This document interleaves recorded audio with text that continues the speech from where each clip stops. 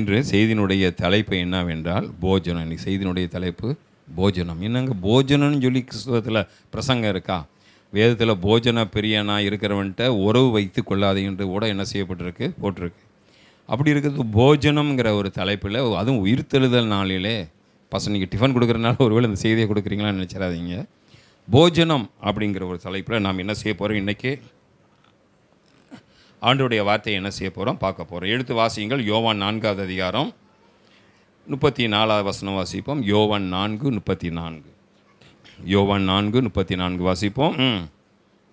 இயேசு அவர்களை நோக்கி நான் என்னை அனுப்பினவருடைய சித்தத்தின்படி செய்து அவருடைய கிரியையை முடிப்பதே என்னுடைய போஜனமாக இருக்கிறது. இன்னைக்கு போஜனம் என்றால் என்ன எல்லாருக்கும் புரிகிற மாதிரி பேசுவோம். வளர்ந்தவங்களுக்கு இன்னைக்கு புரியும், புதிதாய் வந்தவங்களுக்கும் புரியும்.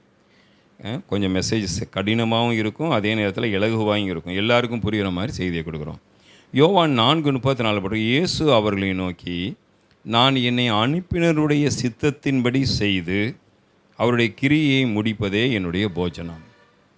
நான் போஜனம் என்றால் 3 தலைப்பு வச்சுருந்தேன். முதலாவது போஜனம்னா உணவா, 2வது போஜனம் என்றால் தேவ சித்தமா, 3வது போஜனம் என்றால் ஊழியமா. சிலருக்கு போஜனம் அதாவது உணவு என்றால் உணவையே சாப்பிட்டு இருப்பாங்க, அது ஒரு போஜனம். 2வது ஒரு போஜனம் போட்டிருக்கிறது, போஜனம் என்பது தேவ சித்தத்தையே செய்கிறது. 2வது போஜனம் என்பது என்னது, தேவ சித்தத்தையே செய்வது.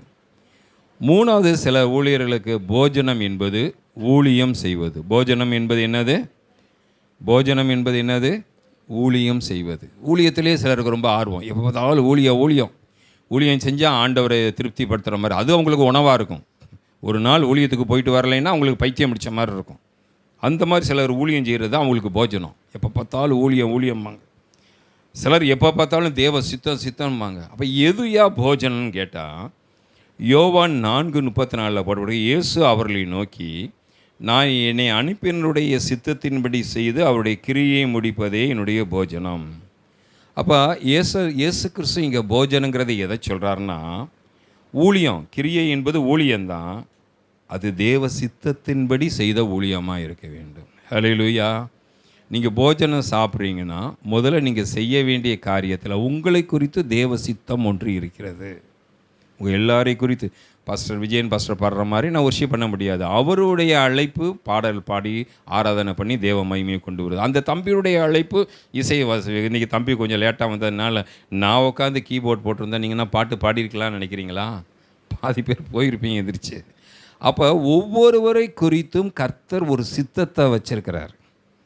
அந்த சித்தத்தை நீங்கள் கண்டுபிடிக்கிறது தான் முக்கியமான காரியம். இயேசு கிறிஸ்து பெரிய ஊழியம் செய்யணும்னு விரும்பலை, தேவ சித்தத்தை செய்ய வேண்டும் என்று விரும்பினார். ஒருத்தர் சொன்னாங்க 33 வயசில் இயேசு கிறிஸ்து போனதுக்கு பதிலாக அவர் ஒரு 93 வயசில் போயிருந்தார்னா எவ்வளோ அற்புதங்கள் நடந்திருக்கும். இந்த அற்புதத்துக்கே 3 வருஷம் அற்புதத்துக்கே புத்தகம் கொள்ளாத அளவுக்கு அற்புதம் பண்ணிட்டார்.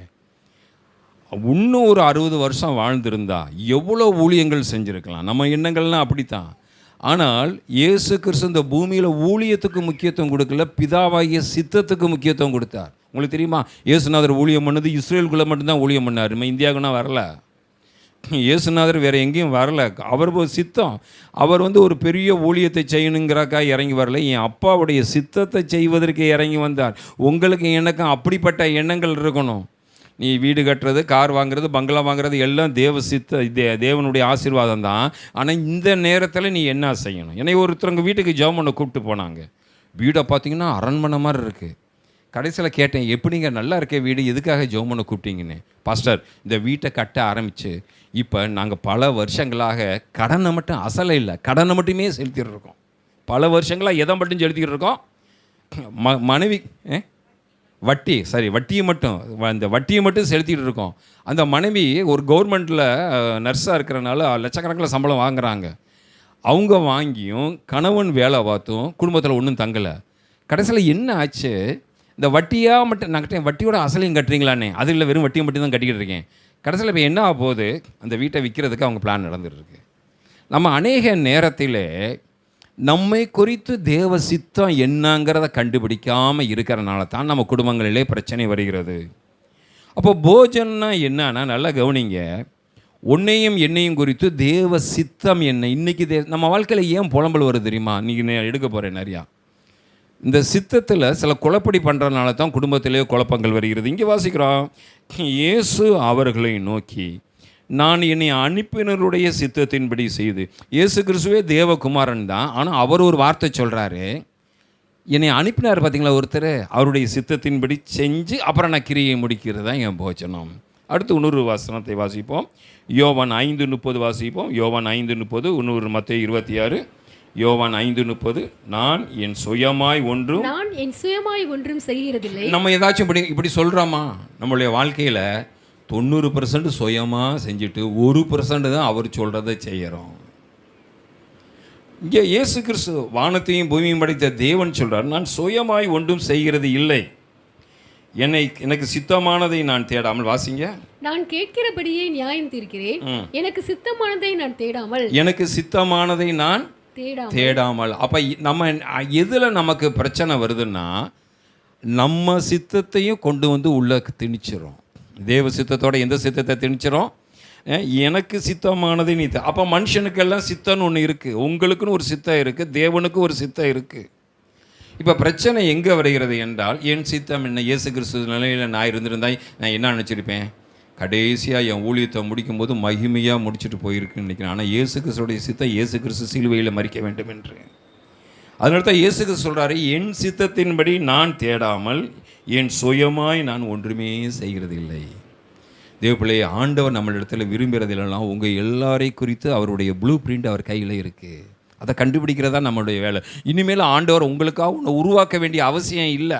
நம்ம நினைக்கிறோம், இனிமேல் நான் ஜெபம் பண்ணி எனக்கு ஒரு ஆசீர்வாதத்தை நான் உருவாக்க போகிறேன்னு நினைக்கிறீங்க. இல்லை, எல்லாமே இருக்குது, ஆனால் நம்மளால் கண்டுபிடிக்க முடியல. என்னை அனுப்பின பிதாவுக்கு சித்தமானதே நான் தேடுகிறபடியால். வாசிங்க. அனுப்புகிறபடியால் என் தீர்ப்பு நீதியாக இருக்கிறது. எனக்கு அனுப்பின பிதாவுக்கு சித்தமானதை நான் தேடுகிறபடியால். அப்போ இயேசு கிறிஸ்து பூமிக்கு இறங்கி வந்ததனுடைய நோக்கம் என்னவென்றால் தேவ சித்தத்தின்படி.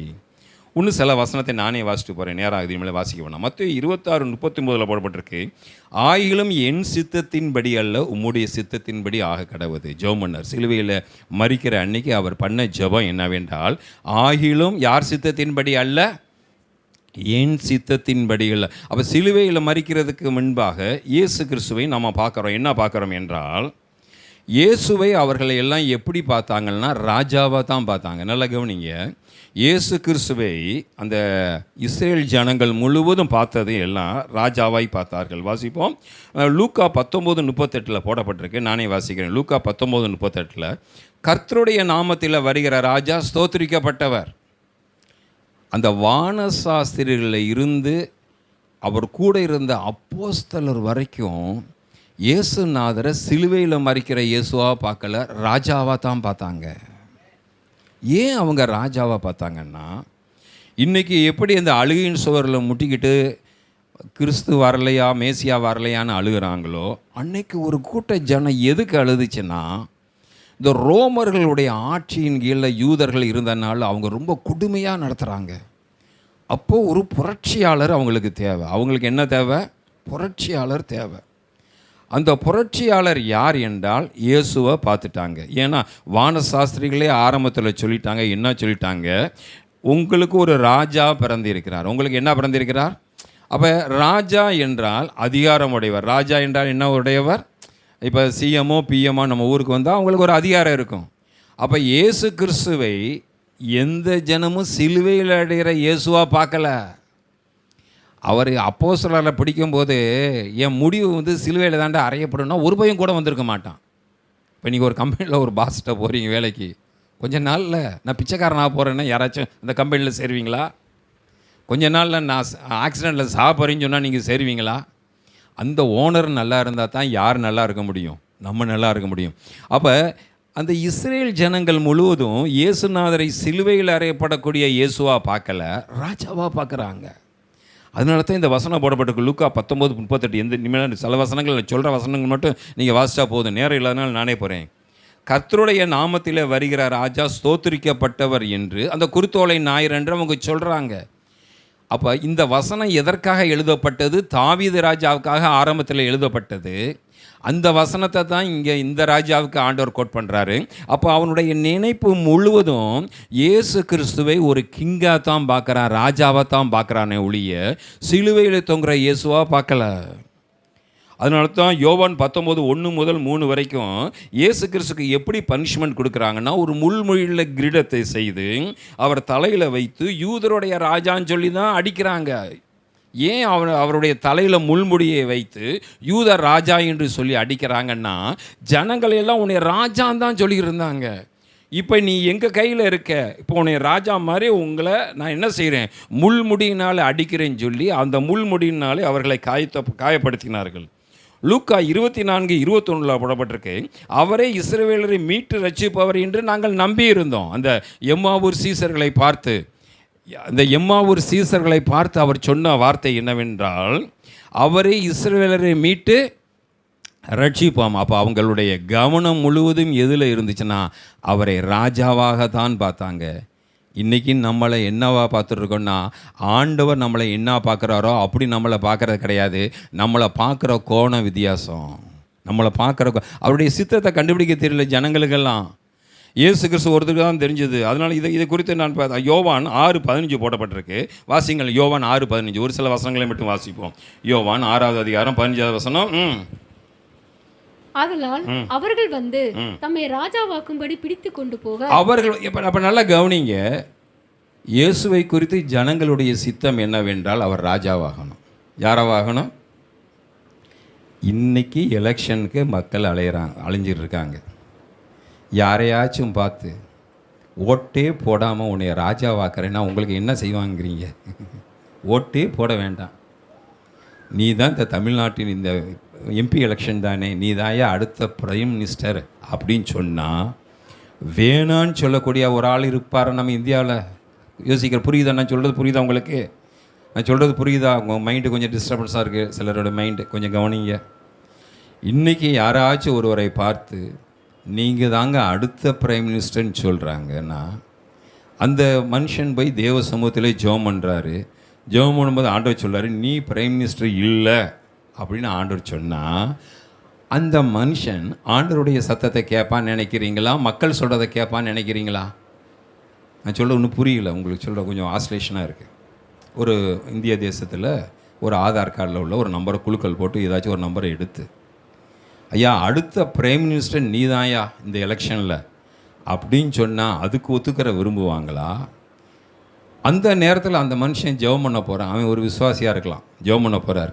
அப்போ ஆண்டவர் சொல்லலாம், நீ அடுத்த பிரைம் மினிஸ்டர் இல்லை, நீ அமைதியாக உட்காருன்னு சொன்னால் அந்த விசுவாசி 99% என்ன எதிர்பார்ப்பாருன்னா, ஆண்டவரே எனக்கு ஏதோ ஒரு சான்ஸ் கிடச்சிருக்கு, நான் பிரைம் மினிஸ்டர் ஆனால் ஊரெல்லாம் சர்ச்சு கட்டி கொடுப்பேன். என்ன வார்த்தை வரும்? ஊரெல்லாம். ஆண்டவர் நீ ஊரெல்லாம் சர்ச்சு கொடுக்குற, ஊரில் நான் அதை செய்கிறேன் இதை செய்கிறேன், ஊரெல்லாம் நான் பைபிள் அடித்து கொடுக்குறேன், இதை ஆண்டவர் விரும்பலை. நல்லா கவனிங்க. ஆண்டவரை பிரியப்படுத்துறதுக்கு அமலேக்கர்லேருந்து ஆடு மாடுகளை சவுல் கொண்டு வந்த மாதிரி நம்ம எப்படி பிரியப்படுத்திட்டு இருக்கோம்னா, ஏதோ ஒரு காரியத்தை செய்து நம்ம பிரியப்படுத்த விரும்புகிறோம். ஆனால் இப்போ இயேசு கிறிஸ்து இப்போ இந்த வசனத்தை வாசிங்களேன். யோவான் 6:15 வாசியுங்கள். ஆதலால் அவர்கள் வந்து நல்லா கொஞ்சம் மெதுவாக வாசிப்போம். ஆதலால் அவர்கள் வந்து தம்மை ராஜாவாக்கும்படி நல்லா கவனிங்க. இப்போ இயேசு கிறிஸ்துவை என்ன ஆக்க போகிறாங்க? ராஜாவாக்க போகிறாங்க. அப்போ உடனே இயேசு கிறிஸ்து நினச்சிருக்கலாம், ஏன் அவங்க ராஜாவாக்க போகிறாங்கன்னா, நல்லா கவனிங்க. நம்மால் சும்மா ராஜா ஆக்க மாட்டான். எதனால ராஜாவாக்க போகிறான்? யாராச்சும் ஒருத்தர் சொல்லுங்கள் பார்ப்போம். பைபிளை பார்க்காம சொல்லுங்கள். எதனால ராஜாவாக்க போனா? எதனால? 5 அப்பம் 2 மீன். இதை கை வைக்க அப்பம் பெருகுது. இதில் கை வைக்க இயேசுநாதன் மேலே உள்ள அன்புல இல்லை. நல்லா கவனிங்க. இயேசுவை ராஜாவாக்க போனது இயேசுநாதன் மேலே உள்ள அன்பு அல்ல. அவருக்கு ஒரு வரம் இருக்குது. 5 அப்பம் 2 மீன் 5000 பேருக்கு போஷித்தாருன்னா, இவரை ராஜாவாக்கிட்டா நம்ம குடும்பத்துக்கு உணவு பிரச்சனையே வராது. தெளிவான தானே இருக்கேன். நம்மால் சாதாரண ஆளா நம்மால் எந்த மாட்டை வச்சு எந்த பாலை கறக்கலாம் நமக்கு தெரியும். பொம்மை கண்ணுக்குட்டியை வச்சே பாலை கறந்துறாங்க. எந்த கண்ணுக்குட்டியை வச்சே உங்களுக்கு தெரியாதுன்னு நினைக்கிறீங்கன்னா, பட்டணத்தின் வாசிகள் எந்த கண்ணுக்குட்டியை காட்டுறான்? பொம்மை கண்ணுக்குட்டியை நக்க வச்சே பாலை கறக்கிறவங்க நம்ம ஆட்கள். சாதாரணமாக ராஜாவாக்குவாங்க. நல்லா கவனிங்க, இன்றைக்கி செய்தி கொஞ்சம் கூர்ந்து கவனிச்சிங்கன்னா தான் போனேன். எளிமையான செய்தி தான் கொண்டு வந்திருக்கேன். ஆனால் கொஞ்சம் உங்கள் மைண்டுக்குள்ளே செலுத்துறதுக்கு கொஞ்சம் எனக்கு பெயினாக இருக்குது. கவனிங்க, இயேசு கிறிஸ்துவை அவர்களுடைய விஷன் முழுவதும் என்னன்னா, இவரை ராஜாவாக்கிட்டோம்னா சாப்பாட்டு பிரச்சனையே நமக்கு வராது. யூதர்களுடைய அடிமைத்தனத்திலிருந்து நம்ம என்ன செஞ்சிருவார். அப்போ அவர் என்ன செஞ்சாராம்? யோவான் 6:15 வாசியுங்கள். ஆதலால் அவர்கள் தம்மை ராஜாவாக்கும்படி பிடித்து கொண்டு போக மனதா இருக்கிறார்கள் என்று. இப்ப ராஜாவாக்க நல்லா கவனிங்க, ராஜாவாக்கும் போது பிடித்து கொண்டு போகும்போது போக விரும்பாத இயேசு கிறிஸ்து, நல்லா கூர்ந்து கவனிக்கிறீங்களா, சிலுவையில் அடிக்கப்பட கூப்பிடும் போது எந்திரிச்சு போகிறாரு. நான் சொல்ல புரியுது? இந்த தியாலஜிக்குள்ளே வரீங்களா? நல்லா கவனிங்க. தம்மை ராஜாவாக்க கூப்பிடுகிறாங்க, அப்போ போகாத இயேசு தம்மை சிலுவைக்கு கொண்டு போகும்போது அந்த நேரத்தில் அவர் மறைஞ்சு என்ன செஞ்சாராம்? வாசிங்க, யோவான் 6:15. அதனால் அவர்கள் தம்மை ராஜாவாக்கும்படி பிடித்து கொண்டு போக மனதாயிருக்கிறார்கள் என்று இயேசு அறிந்து மறுபடியும் விலகி. எதுக்கு விலகிட்டாரு? ராஜாவாக வேண்டும் என்று விலகி மலையின் மேல் ஏறினார். மலை மேலே ஏறிட்டாரு. அப்போ அவர் எதில் கவனம் செலுத்தினார் என்றால், தேவ பிள்ளையே, நம்ம கவனம் முழுவதும் எதில் இருக்குன்னா ஆசீர்வாதத்து மேலே தான் இருக்குது. ஆசீர்வாதத்தின் மேலே தான் இருக்குது. என்ன ஆசீர்வாதம்? நான் ராஜாவாகணும். உண்மையிலேயே நம்ம ராஜா ஆகிட்டு சொல்லியிருப்போம், நான் ஏசப்பா பிள்ளை என்னை ராஜாவாகிட்டாங்க. ஏசப்பா பிள்ளை ராஜா ஆகிறதுனால தான் அவனை ராஜாவும் ஆசாரியமாக தான் அழைச்சிருக்கிறாரு. உங்களை குறித்து தேவ சித்தம் இது. அப்போ இயேசு கிறிஸ்து ராஜாங்கிற பதவிக்கு மயங்கலை, ஆனால் கர்த்தருடைய சித்தத்துக்கு தான் மயங்கினார். தேவ பிள்ளையே, சரி, பல காரியங்கள் இருக்குது. யோவான் 10:31 வாசிங்கன்னா, இயேசுவை கல்லெறியும்படி கல்லை எடுத்து கொண்டார்கள், ஆனால் அவர் மறைந்து போய்விட்டாராம். இயேசுவை என்ன செய்தார்களாம்?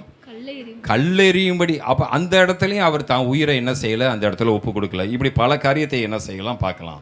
அப்போ இயேசு கிறிஸ்துவுடைய செய்த காரியம் ஒரே ஒரு காரியம் என்னவென்றால், தேவனுடைய பிள்ளையே, அவர் தன்னை தேவ சித்தத்துக்கு தன்னை ஒப்பு கொடுத்தார். எதற்கு ஒப்பு கொடுத்தார்? எபிரேயர் 12:1 போட்டிருக்கு, நமக்கு நியமிக்கத்திருக்கிற ஓட்டத்தில் பொறுமையோடு ஓடக்கடவோம். எதில் ஓடக்கடவோம்? இப்படி நிறைய வசனங்கள் இருக்குது. இதனால் நான் வாசிக்கிறதுக்கு நேரம் இல்லை. இன்றைக்கி பிரச்சனை என்ன என்றால், தேவ சித்தம் செய்வதில் உள்ள பிரச்சனைக்குள்ளே பாருங்கள். இனிமேல் தான் செய்திக்குள்ளே போகிறேன்.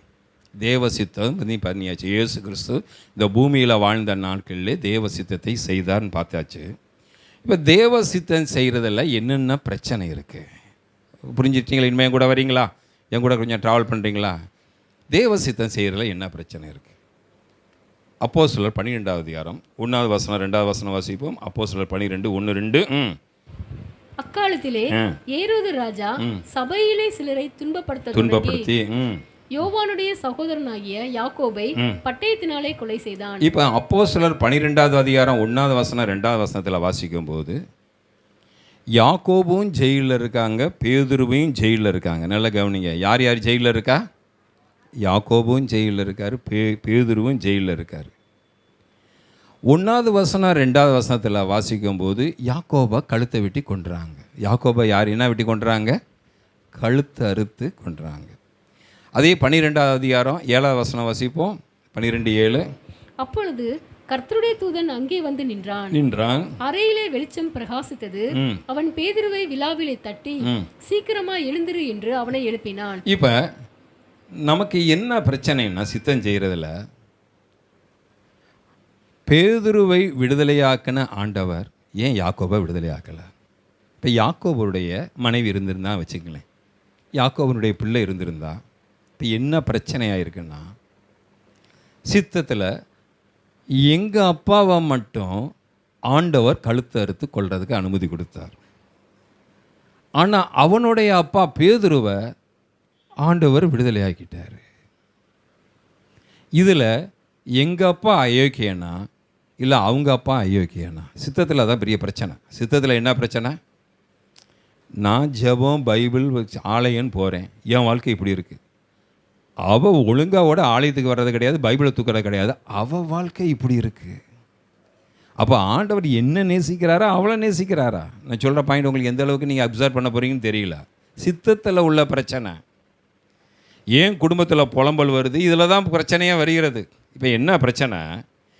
அப்போஸ்தலர் 1வது அதிகாரம் 2வது வசனத்தை நீங்கள் வாசிக்கும்போது அதில் யாக்கோபினுடைய கழுத்து வெட்டப்பட்டதை போல ஒரு சம்பவம் நடக்குது. ஆனால் அதே அதிகாரம் 12வது அதிகாரத்தில் 7வது வசனத்தில் பேதுருவை ஆண்டவர் விடுதலையாக்குனார். சிலர் சொல்லுவாங்க அந்த 5வது வசனத்தில் போடப்பட்டு ஊக்கமாக ஜெபம் பண்ணாங்க, பேதுருக்கு ஜெபம் பண்ண மாதிரி யாக்கோபுக்கு ஜெபம் பண்ணி இருந்தால் ஆண்டவர் விடுதலை ஆக்குவார். ஜெபம் என்பது அவசியம்தான். ஆனால் ஜெபம் பண்ணாதனால யாக்கோபை ஆண்டவர் சிரச்சேதம் பண்ண விடலை. யாக்கோபு சிரச்சேதம் பண்ண வேண்டும் என்பது தேவ சித்தம். பேதுரு விடுதலையாக வேண்டும் என்பது தேவ சித்தம். அப்போ தேவ சித்தத்தில் உள்ள பிரச்சனை என்னவென்றால், நம்மளுடைய வாழ்க்கையில் அடுத்தவங்களோடையே நம்ம கம்பேர் பண்ணி வாழ்கிறோம். அப்போ யாக்கோபினுடைய பிள்ளைகள் ஆண்டவரை பார்த்து சொல்லியிருப்பாங்க, நீ நல்ல இயேசு இல்லைப்பா, நீ எங்கள் அப்பாவை நேசிக்கலை, நீ என் குடும்பத்தை நேசிக்கலை, நான் எங்கள் அப்பாவை இவ்வளோ உயிருக்குயிராய் நேசித்தேன், எங்கள் அப்பாவை மட்டும் கழுத்தை வெட்டுற ஆண்டவர். இந்த பேதுரு இருக்கார், இவர் எங்கள் அப்பா பிஷப்பு, ஆனால் இவரோ அதுக்கு அடுத்து இருக்கக்கூடிய சாதாரண ரெவரண்ட்டு.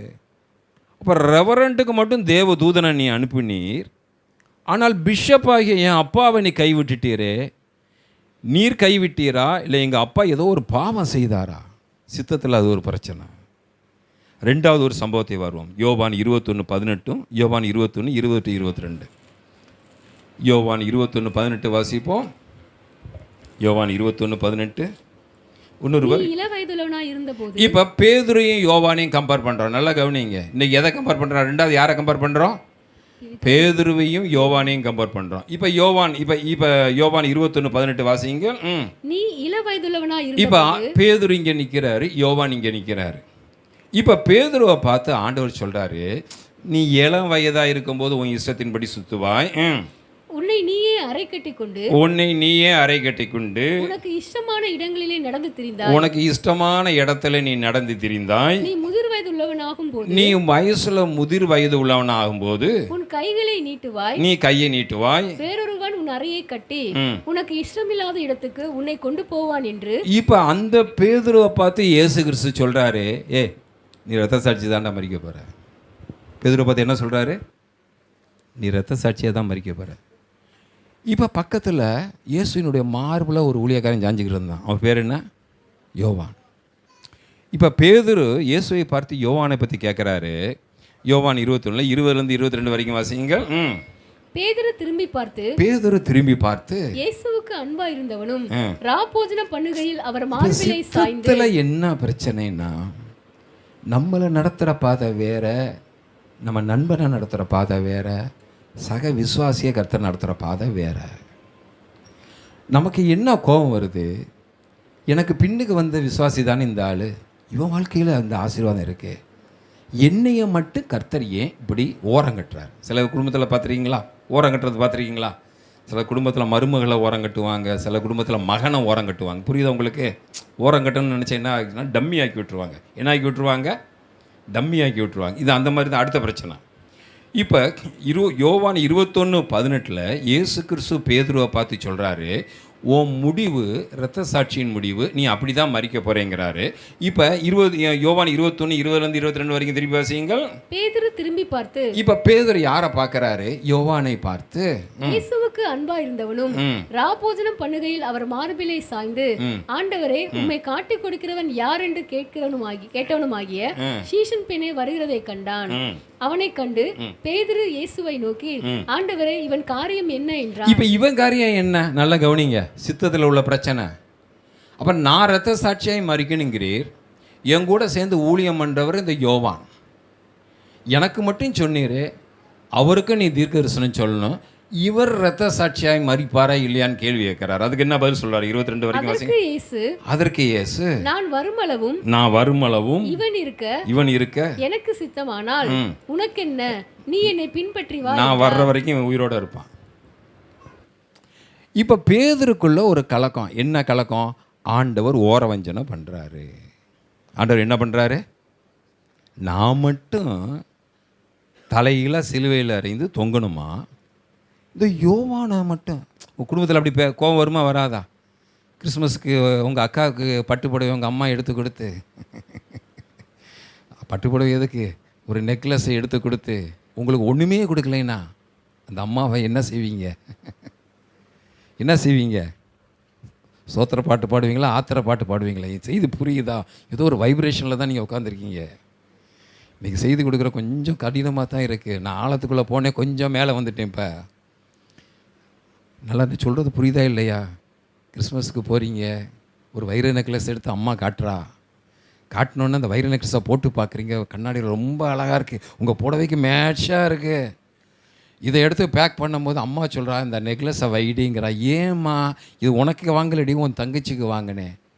எனக்கு என்னம்மா, அடுத்த கிறிஸ்மஸில் உனக்கு நான் பார்த்துக்கிறேன். வச்சாயா அம்மாவுக்கு. அதுக்கப்புறம் அந்த அம்மா படுற பாடு. அப்படி தான் யோசேப்புக்கு பலவர்ண அங்கேயே கொடுத்து கொன்னே விட்டார். யார்? அப்பா. நல்லா கவனிங்க. இப்போ 2வது பாயிண்ட்டுக்குள்ளே வரோம். முதல்ல யாக்கோபு பேதுருவை பார்த்தோம், இப்போ பேதுரு யோவானையும் பார்க்குறோம். இன்றைக்கி தேவ சித்தம் செய்கிறதுல உள்ள பிரச்சனையை பார்த்துட்ருக்கேன்.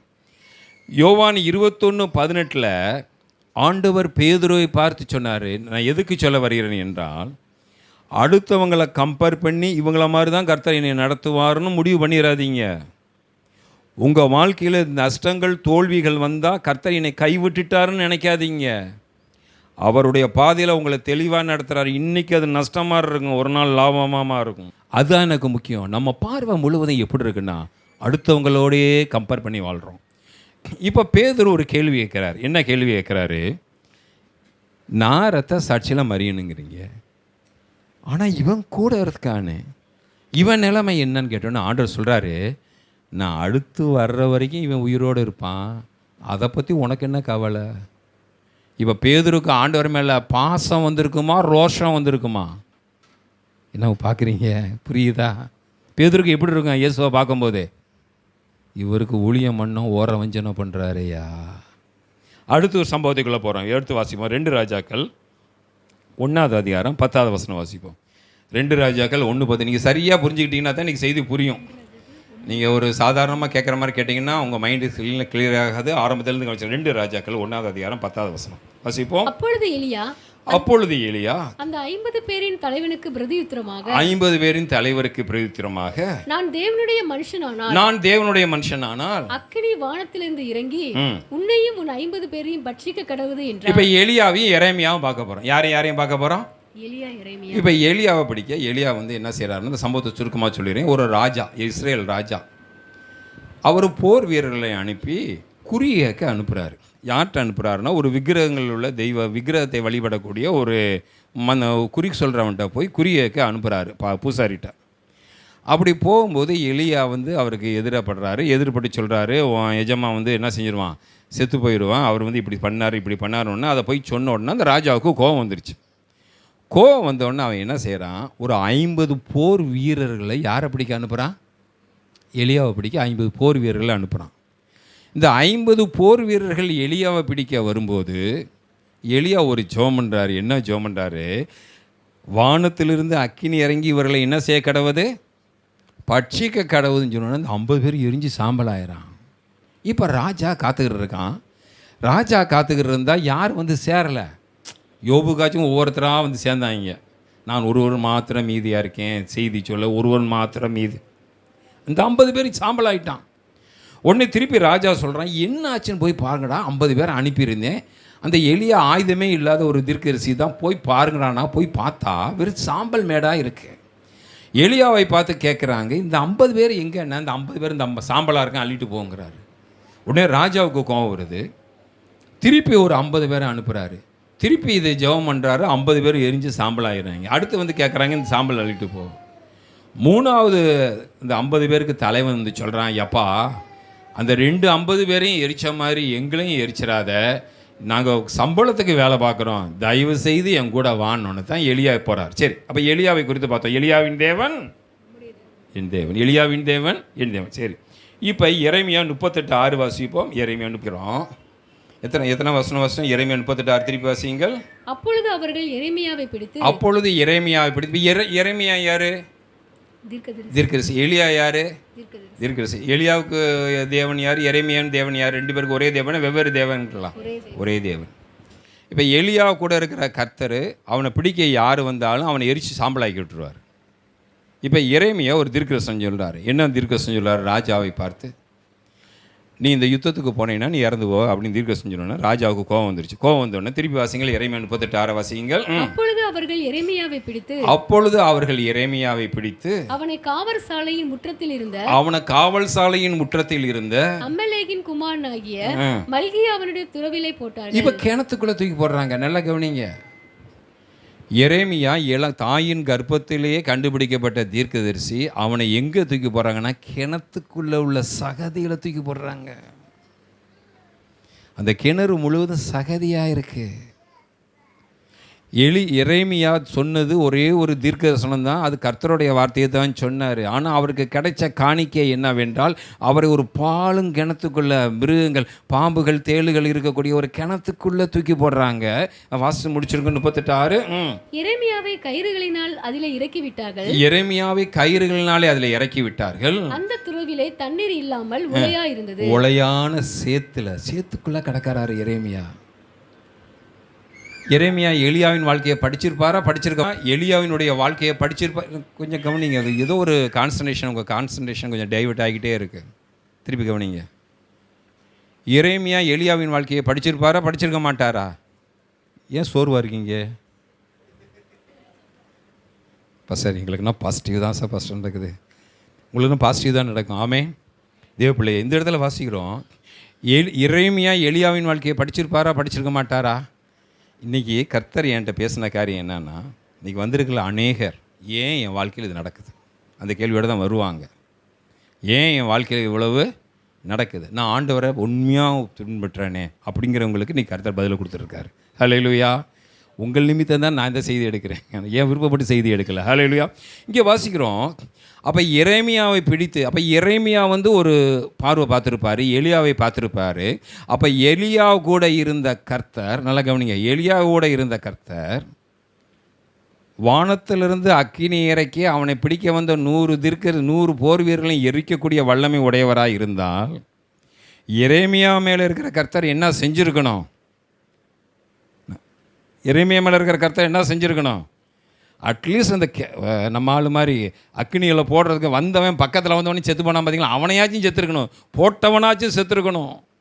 ஆனால் ஒருத்தரும் சாகலை. எரேமியா தான் உள்ளே உட்காந்து கதறி இருக்கான். அப்போ எரேமியா என்ன நினச்சிருப்பார்? என் தேவன் என் கூட இல்லை. எலியாவுக்கு மட்டும் ஆண்டவர் 50 பேரையும் எரிக்கிறதுக்கு வல்லமை கொடுத்தாரு, ஆனால் என்னையும் அழுகிறதுக்குத்தானே ஆண்டவர் அனுமதி கொடுத்தாரு. எலியாவுக்கு பேர் த ப்ராஃபட் ஆஃப் ஃபயர், எரேமியாவுக்கு பேர் the prophet of weeping prophet, அழுகையின் தீர்க்கதரிசி. எங்கே நான் வந்துட்டு இருக்கேன்னா, உங்களை கர்த்தர் எந்த பாதையில் கொண்டு போகிறாரோ அந்த பாதையில் போங்க. நீங்கள் ஒன்று தான் கண்டுபிடிக்கணும். நான் இப்போ நடந்து வர்ற பாதை, இயேசு கிறிஸ்துவை ராஜா பாதையில் கூப்பிட்டாங்க. அவர் தேவ சித்தத்தின் பாதையில் நடந்தேன்னு சொல்கிற பாயிண்ட் புரியுதா உங்களுக்கு? நான் சொல்கிற ஒரே ஒரு கருத்துக்கு தான் இங்கெல்லாம் மேய்ஞ்சிக்கிட்டு இருக்கேன். ஒரே ஒரு கருத்துக்கு தான் இங்கிட்ட வந்துட்டுருக்கேன். முதல்ல இயேசுவை குறித்து பேசும்போது அநேகர் மைண்டுக்குள்ளே போகலை. இப்போ பேசும்போது தான் கொஞ்சம் மைண்டுக்குள்ளே போகுது. உங்களை கர்த்தர் எதற்கு பிடிச்சிருக்கிறாரோ, தாவீதை மட்டும் ராஜாவாக்குனீர், என்னைய ராஜாவாக்கலை, என்னை மட்டும் சிலுவையில் அறைய போகிறேன்னு இயேசு கிறிஸ்து சொல்ல. திருப்பி ஆவியானவர் இன்றைக்கி நம்மக்கிட்ட பேசுகிற காரியம் என்னென்னா, உங்களையும் என்னையும் ஆண்டவர் எந்த பாதையில் கொண்டு வராரோ அதை பற்றி நீங்கள் புலம்பாதீங்க. அந்த பாதையில் நடந்து வாங்க, உங்களுக்கு ஜெயத்தை கத்த தருவார். அப்போ இங்கே எரேமியாவை குறித்து நம்ம வாசிக்கும் போது, எலியாவுக்கு மட்டும் வானத்தில் இருந்து இறங்கின அக்கினி எரேமியாவுக்கு இறங்காதனால எரேமியாவினுடைய பிள்ளைகள் என்ன சொல்லியிருக்கலாம்? தேவன் எங்கள் அப்பாவோட இல்லை. தேவன் யாரோட இல்லை? எங்கள் அப்பாவோட இல்லை. ஏன் எங்கள் அப்பாவோட இருந்திருந்தா அவரை பிடிக்க அவரை தண்ணிக்குள்ளே கிணத்துக்குள்ளே போட்ட அந்த போர் வீரன் இறந்துருக்கணுமே. அடுத்த வசனத்துக்கு வரும். மத்தேயு 14:8 வாசிப்போம். மத்தேயு 14:8. மத்தேயு 14:8. அவள் தன் தாயினால் ஏவப்பட்டபடி. இப்போ இந்த ஏரோது, உங்களுக்கு சம்பவம் தெரியும். ஏரோது, அவருடைய மனைவி, அவருடைய மகள். இப்போ யோவான் சாலன் தீர்க்கதரிசனம் சொல்லியிருக்காரு. இப்போ என்ன நடக்குது வாசிப்போம். மத்தேயு 14:8 வாசிங்கள். அவள் தன் தாயினால் ஏவப்பட்டபடியே யோவான் ஸ்நானனுடைய தலையை, இப்போ கேட்குற யோவான் ஸ்நானனுடைய தலையை இங்கே ஒரு தாளத்திலே எனக்கு தாரும் என்று கேட்டார். இப்போ யோவான் ஸ்நானனுடைய தலையை கேட்குறாவ. ராஜா அதுக்கப்புறம் தான் தெரியுது, என்ன தெரியுது, தெரிஞ்சோ தெரியாமையோ நம்ம ஒரு வாக்கு கொடுத்துட்டோம். இப்போ நேராக போர் வீரனை கூப்பிட்டு நான் வாக்கு கொடுத்து விட்டேன், இந்த வாக்குலேருந்து நான் மீற முடியாது, நான் யோவான் ஸ்நானனை ரொம்ப நேசிக்கிறேன், வேறு வழியில் கழுத்தை வெட்டு. யோவான் ஸ்நானனுடைய கழுத்தை வெட்டி கொண்டு வரப்படுகிறது. அப்போ யோவான் ஸ்நானனுடைய தாய் நினச்சிருப்பா, என் தேவன் என்னுடைய மகனை கைவிட்டு விட்டார். எலியா மட்டும் வானத்திலேருந்து அக்கினி இறக்க முடிஞ்சிச்சு, ஆனால் யோவான் ஸ்நானன் அக்கினி இறக்க முடியலையே. காரணம், என் தேவன் என் யோவானோடு இல்லை. தேவனுடைய பிள்ளையை இந்த இடத்துலையும் வாசிக்கிறோம், கம்பேரிஷனுக்குள்ளே வராதிங்க, கம்பேரிஷனுக்குள்ளே வராதிங்க, கம்பேரிஷனுக்குள்ளே வராதிங்க. நான் நினைக்கிறேன் சபை கட்டி இனி யாரும் 10,000 பேர், எனக்கு பின்னுக்கு வந்தவங்க சில பேர்னா 10,000 பேர் உள்ள சபை உள்ள ஆகியிருப்பாங்க. எனக்கு சில சமயத்தில் ஒரு 100 பேர் உள்ள சபையை கொடுத்துருக்கலாம். நம்ம அநேக நேரத்தில் எப்படி வாழ்கிறோன்னா கம்பேர் பண்ணி அடுத்தவங்க ஆசீர்வாதத்துக்குள்ளே நம்ம போகாதனால குடும்பத்துக்குள்ளே நம்ம கசப்பாக காட்ட ஆரம்பிக்கிறோம், குடும்பத்துக்குள்ளே நம்மளை விருப்பக்க ஆரம்பிக்கிறோம். ஏன் என்றால் தேவன் மேலே நம்ம கோவப்பட முடியாது, அதனால நம்ம குறை சொல்ல ஆரம்பிக்கிறோம். யாரை குறை சொல்ல ஆரம்பிக்கிறோம்?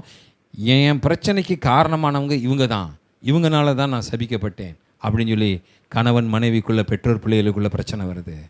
தேவ பிள்ளையே, உன்னுடைய வாழ்க்கையில் ஆண்டவர் என்னை இந்த பாதை வழியாக நடத்துகிறாருன்னு சொல்லி நீ சோர்ந்து போகாத, முன்னேறிச்சல். நம்ம எதை பார்த்து போவோம்?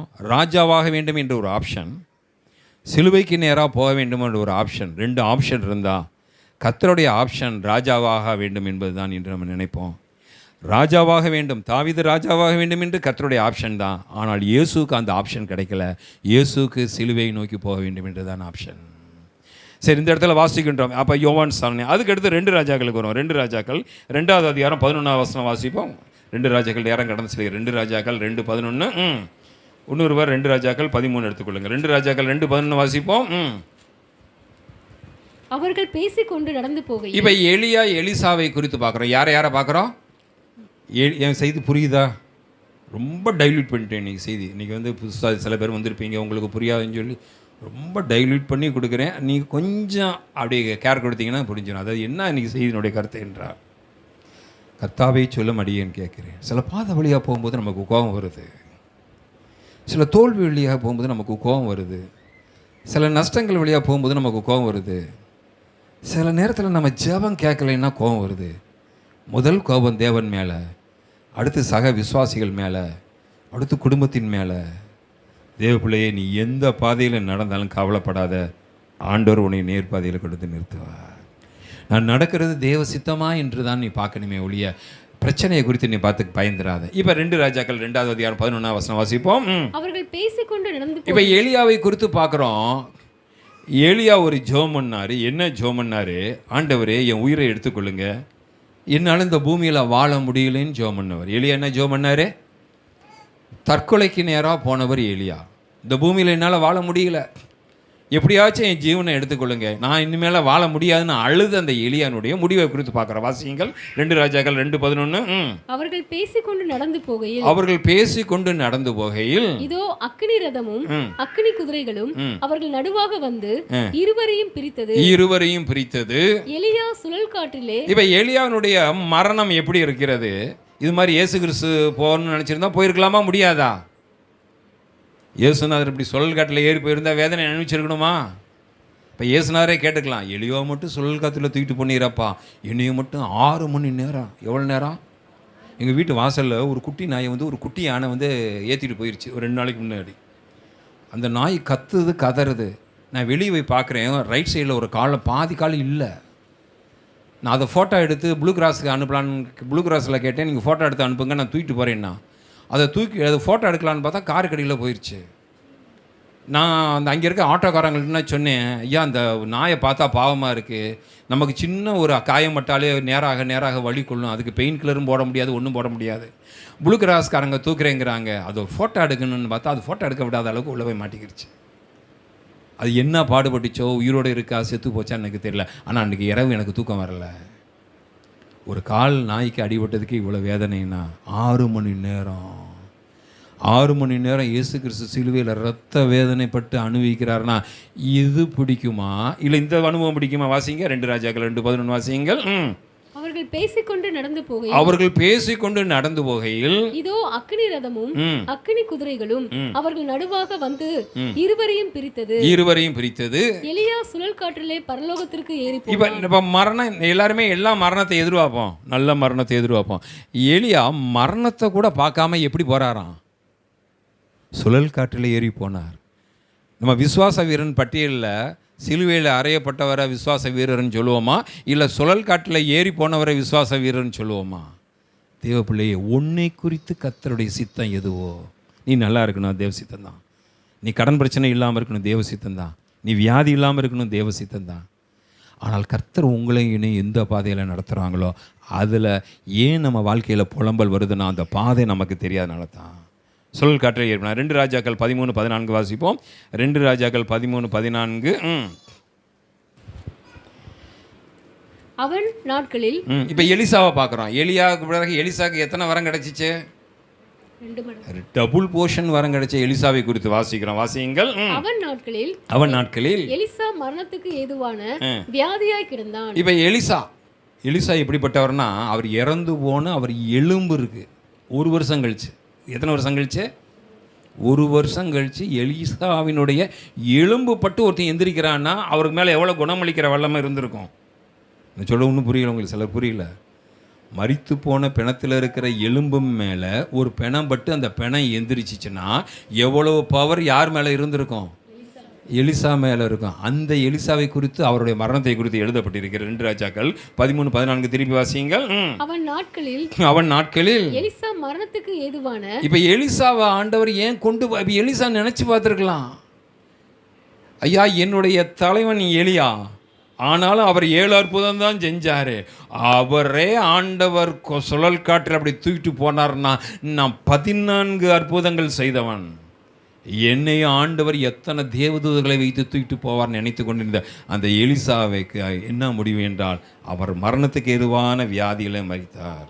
எனவே இவ்வளோ நேரம் என்ன பிரச்சனையை பார்க்குறோன்னா, தேவம் சித்தம் செய்வதில் உள்ள பிரச்சனையை பார்க்குறோம். எதில் பார்க்குறோம்? தேவ சித்தம் செய்வதில் உள்ள பிரச்சனையை பார்க்குறோம். அப்படி என்றால் நம்முடைய வாழ்க்கையில் என்ன செய்ய வேண்டும் என்றால், நீங்கள் எபிரேயர் 11:33 எடுத்தால் அது பயங்கரமான காரியம். விசுவாசத்தில் அவருடைய பாசிட்டிவும் விசுவாசத்தில் அவருடைய நெகட்டிவ்னு நினைக்கிறோம். இன்னும் இயேசுவை குறித்த சில வசனங்களை மட்டும் நம்ம பார்த்து முடிச்சு விட்டுறோம். ரோமர் 12:2 சங்கீதம் அப்போஸ்தலர் 13:36 சில வசனங்கள். இப்போ இயேசு கிறிஸ்துக்குள்ளே வருவோம். எபிரேயர் ரோமர் 12:2 வாசிப்போம். ரோமர் 12:2. நீங்கள் இந்த பிரபஞ்சத்திற்கு ஒத்த வேஷம் தெரியாமல் தேவனுடைய நன்மையும் பிரியமும் பரிபூர்ணமான சித்தம் இன்னதென்று பகுத்தறியத்தக்கதாக உங்கள் மனம் புதிதாகிறதுனாலே மனம் புதிதாக வேண்டும். தேவ பிள்ளையா, அப்போ உங்களுடைய மனம் எப்பொழுது புதிதாகிறதோ அப்பொழுதுதான் தேவ சித்தத்தை கண்டுபிடிக்க முடியும். எப்போ தேவ சித்தத்தை கண்டுபிடிக்க முடியும்? எப்போ தேவ சித்தத்தை கண்டுபிடிக்க முடியும்? மனம் புதிதானதான். அப்போஸ்தலர் 13:36 நானே வாசிக்கிறேன். தாவீது தன் காலத்திலே தேவனுடைய சித்தத்தின்படி அவருக்கு ஊழியம் செய்து பின்பு நித்திரை அடைந்து. அப்போ போஜனம் என்றால் என்ன? பதில் சொல்லுங்க பார்ப்போம். போஜனம்னா என்ன? தேவ சித்தத்தின்படி செய்கிற. தேவ சித்தம் மட்டும் கிடையாது. போஜனம் என்பது தேவ சித்தத்தின்படி அவருடைய கிரியை செய்வது. இதை குறித்து நான் இன்னும் நிறைய வசனங்கள் இருக்குது, அதை நான் திருப்பி எடுக்கலை. திருப்பி நான் ஹிண்ட் மட்டும் சொல்லி முடிச்சிடறேன். நம்ம ஆதியிலேருந்து நம்ம பார்த்துட்டு வந்த சில வசனங்களை ரீகலெக்ட் பண்ணி முடிச்சிடறேன். இயேசு கிறிஸ்துவை ஆண்டவர் இந்த பூமிக்கு அனுப்பியது காரணம் ஒரு பெரிய ஊழியம் செய்வதற்காக அல்ல, தம் சித்தத்தை செய்வதற்காக. எதுக்கு அனுப்புனார்? நம்ம எது விரும்புகிறோம்னா பெரிய காரியத்தை செய்யணும் தான் விரும்புகிறோமே ஒழிய தேவ சித்தத்தை செய்ய வேண்டும் என்று விரும்புகிறது இல்லை. ஏன்? தேவ சித்தத்தை நாம் செய்யும்போது பாப்புலர் ஆக மாட்டேங்கிறோம். என்ன ஆக மாட்டேங்கிறோம்? தேவ சித்தத்தை செய்யும்போது என்ன செய்ய மாட்டோம்? பாப்புலர் ஆக மாட்டோம். அதனால நமக்கு எது பிடிக்கிறது கிடையாது? தேவ சித்தம் பிடிக்கிறது கிடையாது. தினப்பிள்ளை, அப்போ இன்றைக்கி உணவு என்பது என்னவென்றால் தேவ சித்தத்தின்படி நீங்கள் கிரியை நடப்பிப்பது. உணவு என்பது என்னது? அப்போ இயேசு கிறிஸ்துவை ராஜாவாக்க வேண்டும் என்று விரும்பினார்கள். அது மேன்மையான காரியம்தான். ஆனால் அவர் அதற்கு ஒப்பு கொடுக்கலை. எதற்கு ஒப்பு கொடுத்தாருன்னா சிலுவைக்கு தன்னை ஒப்பு கொடுத்தார். சிலுவைக்கு ஒப்பு கொடுத்து அதற்கு பிறகு 3வது நாள் அவர் முதலாக மகிமையின் சரீரமாய் எந்திரிக்கிறார். இப்போ இயேசு கிறிஸ்து சிலுவையில் மரிக்கிறது சாத்தானுக்கு எப்படி இருந்துச்சுன்னா தோல்வியாக இருந்துச்சு. ஆனால் இயேசுநாதருக்கு அது என்னவாயிருச்சு? சிலுவையை சாத்தான் பார்க்கும்போது என்ன நினச்சான், இவ்வளோ நாள் நம்மளை டார்ச்சர் பண்ணிக்கிட்டு இருந்த இயேசுவை நம்ம அழிச்சிட்டோம். ஆனால் சிலுவைக்கு பிறகு அவர் உயிர்த்தெழுந்த பிறகு அவர் செய்யாத ஊழியத்தை உயிர்த்தெழுதலில் தான் செஞ்சார். நல்லா கவனிங்க. சாத்தானை என்ன நினச்சிட்டான், சிலுவையில் அரைஞ்ச உடனே இயேசுனுடைய வாழ்க்கை முடிஞ்சிருச்சுன்னு நினச்சான். ஆனால் அதுக்கு பிறகு தான் அவருடைய ஊழியமே ஆரம்பிச்சிச்சு. அவர் உயிர்த்தெழுந்த பிறகு தான் இயேசுவினுடைய சுவிசேஷம் உலக நாடுகளுக்கு போச்சு.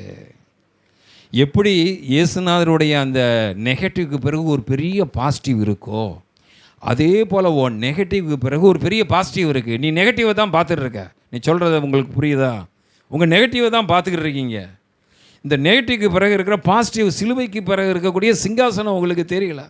இயேசு கிறிஸ்து உயிர் தெழுந்து மகிமையின் சரீரமாய் எழுந்து பரலோகத்தில் போய் அவர் இன்றைக்கும் வீட்டு கொண்டு இருக்கிறார். இன்றைக்கி பரிசுத்த ஆவியரை கொடுத்து இந்த உலகத்தில் இருக்கிற உங்களை என்னை வல்லமையாக பயன்படுத்தி இருக்கிறாரு.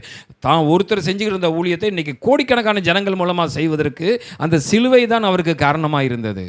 ஆனால் அன்றைக்கி சிலுவையை குறித்து அந்த சாத்தான் என்ன நினச்சான், இயேசுவினுடைய வாழ்க்கையை நான் முடித்து விட்டேன் என்று நினைத்தான். இயேசு கிறிஸ்து மட்டும் சிலுவையில் போய் உயிர்த்தெழுதலில் பங்கு வராவிட்டால் அவர் மட்டும் செய்த அற்புதம் அவரோடு முடிஞ்சிருக்கும். நீங்கள் நான் செஞ்சிருக்க முடியாது. இதேபோல் இன்றைக்கி நம்முடைய வாழ்க்கையில் நிறைய வசனங்கள் நான் உங்களுக்கு வாசித்தேன். நமக்கு நியமித்திருக்கிற ஓட்டத்தில் நாம் பொறுமையோடு ஓடக்கடவோம். இயேசு கிறிஸ்துவை ராஜாவாக சித்தரித்து அவர் என்னைக்கு மரணத்துக்குள்ளே போனார்களோ அன்றைக்கி அவங்க சீசர்கள் வாயிலிருந்து வந்த வார்த்தை என்னவென்றால், இவரை நம்பி இருந்தோம், எங்களை கைவிட்டு விட்டு போய்விட்டார். யோவானில் நான் பரலோகத்துக்கு போகிறேன் அப்படின்னு சொன்னேன்னு அவங்க சீசர்கள்லாம் சொன்னாங்க, இவரை நம்பி நம்ம வந்துட்டோமே, இவரை நம்பி நம்ம வந்துட்டோமே. யாரை நம்பி? ஏசப்பா. இவர் ஊழியத்துக்கு கூப்பிடும் போதே சொல்லியிருந்துருக்கலாமே. ஒரு சகோதரி, ஒரு பெரிய சென்னையில் உள்ள ஒரு பெரிய பாஸ்டர், அந்த பாஸ்டர் ஒரு மனைவியை கல்யாணம் பண்ணார். 3000-5000 பேருக்குள்ள பாஸ்டர். கடைசியாக அவர் ஒரு 35 வயசில் அவர் இறந்து போயிட்டார். இறந்து போனவுடனே டெஸ்ட் பண்ணும்போது கடைசியில் அவர் மனைவியை பார்த்து சொல்கிறாரு, என் பிரெயினில் ஒரு டியூமர் இருக்குது, அந்த டியூமர் இருக்கிறனால நான் 3 வருஷத்தில் செத்து போய் எனக்கு தெரியும், இனிமேல் என் ஊழியத்தை நீ செய். அந்த சகோதரி என்னையை பார்த்து சொன்னாங்க, என் புருஷன் 3 வருஷத்தில் இறந்து போவான்னு அவருக்கு தெரியும், அதை மறைச்சி என்னை கல்யாணம் பண்ணிட்டார், எனக்கு துரோகம் பண்ணிட்டார். அவர் அன்றைக்கே சொல்லியிருந்தார் நான் அவரை கல்யாணம் பண்ணியிருக்க மாட்டேன், அவர் என்னை மறைச்சி செஞ்சதுனால இன்றைக்கி நான் வேதனைப்படுறேன், இன்றைக்கி வேறு கல்யாணம் பண்ணி போயிட்டாங்க. நான் எதுக்கு சொல்ல வரேன்னா, இயேசுநாதர் மட்டும் அன்றைக்கி நான் சிலுவைக்கு போவேன் என்று சொன்னால் அது உங்களுக்கு புரிஞ்சிருக்காது. சிலுவை என்பது ஒரு வெற்றி என்பது அவர்களுக்கு புரிஞ்சிருக்காது. சிலுவைக்கு பிறகு நான் உயிரோடு எந்திரிச்சிருவேன் அவருக்கு புரிஞ்சிருக்கிறாது. சிலுவையினுடைய பாடுகளுக்கு பிறகு நான் உயிர் தெழுந்த பிறகு சாதாரண ஒரு மனுஷனை கொண்டு கூட என்னை போல் அற்புதம் செய்வேங்கிற சொன்னால் புரிஞ்சிருக்காது. அதனால தான் யோவான் கடைசியில் அவங்க சொன்ன வார்த்தை, நாங்கள் கலங்கி போயிட்டோம்ப்பா, ஏன்ப்பா இதுக்காப்பா எங்களை கூப்பிட்டீங்க, நான் எல்லாத்தையும் நம்பி நீ கடைசியாக ஒரு 100-200 வருஷம் வாழ்வேன்னு நினச்சி தானையா உன் பின்னுக்கு வந்தோம், இப்போ எங்களை விட்டுட்டு போகிறேன்னு சொல்கிறியே. தேவனுடைய பிள்ளையை நம்மளுடைய வாழ்க்கையில் நம்ம அப்படி தான் புலம்பியிருக்கோம். இன்றைக்கி தேவ ஆவியானவர் நம்மளோடு இடைப்படக்கூடிய காரணம் என்னவென்றால், இந்த ஈஸ்டர் அன்னைக்கு கர்த்தர் நம்மளோடு பேசக்கூடிய காரியம் என்னவென்றால், இயேசு கிறிஸ்து இந்த பூமிக்கு இறங்கி வந்ததை பிதாவின் சித்தம் செய்வதற்கு. சிலுவையில் மரித்தார், உயிரோடு எழுந்தார், இன்றைக்கி உங்களை என்னை எழுப்பி கொண்டிருக்கிறார். எனவே நம்ம செய்ய வேண்டிய ஒரே காரியம் சித்தத்தை கண்டுபிடித்து அதில் செயல்பட வேண்டும். சித்தத்தை கண்டுபிடித்து என்ன செய்ய வேண்டும்? செயல்பட வேண்டும். ரெண்டாவது என்ன பார்த்தோம்? முதல்ல சித்தத்தை கண்டுபிடித்து செயல்பட வேண்டும். ரெண்டாவது சித்தம் கண்டுபிடிக்கிறதில் உள்ள பிரச்சனை. பார்த்துட்டிங்களா? சித்தம் கண்டுபிடிக்கிறதில் உள்ள பிரச்சனை என்னென்ன பிரச்சனைன்னு பார்த்தாச்சு. கம்பேர் பண்ணாதீங்க. யாக்கோபையும் பேதுருவையும் கம்பேர் பண்ணாதீங்க. பேதுருவையும் யோவானையும் கம்பேர் பண்ணாதீங்க. எலியாவையும் எரேமியாவும் கம்பேர் பண்ணாதீங்க. எலியாவையும் யோவான் ஸ்தானையும் கம்பேர் பண்ணாதீங்க. எலியாவையும் எலிசாவையும் கம்பேர் பண்ணாதீங்க. இவ்வளோ கம்பேரிசனத்துக்குள்ளே வராமல் தேவன் என்னை எதற்காக பிடித்தார், இந்த பாதை வழியாக நான் போய்கிட்டு இருக்கேன், இந்த பாதையினுடைய முடிவு என்ன அப்படின்னு சொல்லி உங்கள் விசுவாசத்தை மட்டும் விட்டுறாதீங்க. எதை மட்டும் விட்டுறாதீங்க? எதை மட்டும் விட்டுறாதீங்க? எபிரேயர் 11 இருக்குது, அது பெரிய அதிகாரம், அது சிலருக்கு புரியாது. அதை நான் எபிரேயர் 11 எடுத்தேன்னா அதில் விசுவாசத்தில் உள்ள சில காரியத்தை பேசுனா சிலருக்கு புரியாது. அதனால நான் அதை நிப்பாட்டிட்டேன். இப்போ நம்ம கர்த்தருடைய பந்திக்குள்ளே பங்கு பெற போகிறோம். திருப்பி நான் சொல்கிற காரியத்தை நீங்கள் ஆழமாக புரிஞ்சுக்குங்க. என்ன புரிஞ்சுக்கணும்? சரி, ஆண்டவர் இன்றைக்கி சொன்னது என்னென்னா, கடந்து வந்த பாதையை நினைத்து சிலர் அழுதுடுறீங்க.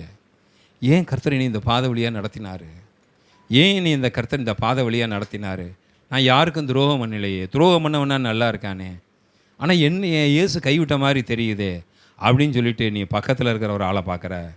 அவனுக்கு இது நடக்கலையே, எனக்கு இது நடக்குது. அவனுக்கு இது நடக்கலையே, எனக்கு இது நடக்குது.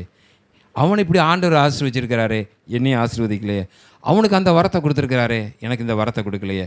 அவன் பிள்ளை மேன்மையாக இருக்கே, என் பிள்ளை மேன்மையாக இல்லை. அவளுக்கு நல்ல திருமணம் ஆகிருக்கே, என் பிள்ளைக்கு திருமணம் இல்லை. அவளுக்கு அத்தனை குழந்தை இருக்கே, எனக்கு இப்படியே நீ கம்பேர் பண்ணிக்கிட்டு இருக்க. அவனும் சக விசுவாசி தானே, 2 பேரும் ஒரே தேவனை தானே கும்பிட்றோம், 2 பேரும் ஒரே தேசத்தை நோக்கி தானே போகிறோம். அப்புறம் ஏன் பாதை ஏன் இப்படி இருக்குது, ஏன் பாதை ஏன் இப்படி இருக்குது? இந்த கவலையோடு தான் இன்றைக்கி அநேகர் வந்திருக்கீங்க. இன்றைக்கி அநேகர் அந்த பாதையில் தான் வந்துருக்கீங்க. கர்த்தர் சொல்கிறாரு, புலம்பலை நிறுத்து. எதை நிறுத்த சொல்கிறார் கர்த்தர்? புலம்பலை நிறுத்து. புலம்பாதே, உன்னை சரியாக நான் நடத்திட்டு வரேன். அப்போ நான் அடைஞ்ச நஷ்டம்னா என்னங்க, நான் அடைஞ்ச வேதனைனா என்னங்க, இதுக்கு நான் ரெட்டிப்பாக திருப்பி தந்துடுறேங்கிறார். கரங்களை தட்டி கர்த்தரை மகிமைப்படுத்துமா? ஹல்லேலூயா. நான் பட்ட அவமானம்னா என்னங்க, இதுக்கு ரெட்டிப்பாக நான் திருப்பி தந்துடுறேங்கிறாரு. எங்கே? மரிச்ச பிறகுல உயிரோடு இருக்கும்போதே அப்படியே எழுந்திருந்து நாம் கர்த்தருடைய பந்திக்குள்ளே பங்கு பெற போகிறோம். அப்படியே தேவ சமூகத்தில் காத்திருப்போமா? பிதாவின் சித்தம் செய்ய இயேசு கிறிஸ்து இறங்கி வந்து சிலுவையில் மரித்து 3ஆம் நாள் உயிரோடு எழுந்து பரலோகத்துக்கு கடந்து சென்றார். இப்போது நம்ம கர்த்தருடைய பந்தியில் பங்கு பெற போகிறோம். தேவ பிள்ளையே, இருக்கிறதுலையே உனக்கு ஒரு நிச்சயம் இருக்கா? வாழ்வானாலும் தாழ்வானாலும் நான் கர்த்தர் நடத்துகிற பாதையில் தான் போகிறேன். இனிமேல் அடுத்தவங்களோட என்னை கம்பேர் பண்ணி ஆண்டவர்கிட்ட புலம்ப மாட்டேன். தேவ சமூகத்தில் ஒப்பு கொடுப்பேன். கல்வாரியில் இயேசு கிறிஸ்து நமக்காக ரத்தம் சிந்தினார். கல்வாரியில் இயேசு கிறிஸ்து நமக்காக ரத்தம் சிந்தினார். அந்த கேடு அடைந்தான்னு பார்க்குறோம். அப்படியே கண்களை மூடி ஒரு நிமிஷம் தேவ சமூகத்தை நோக்கி பார்ப்போம்.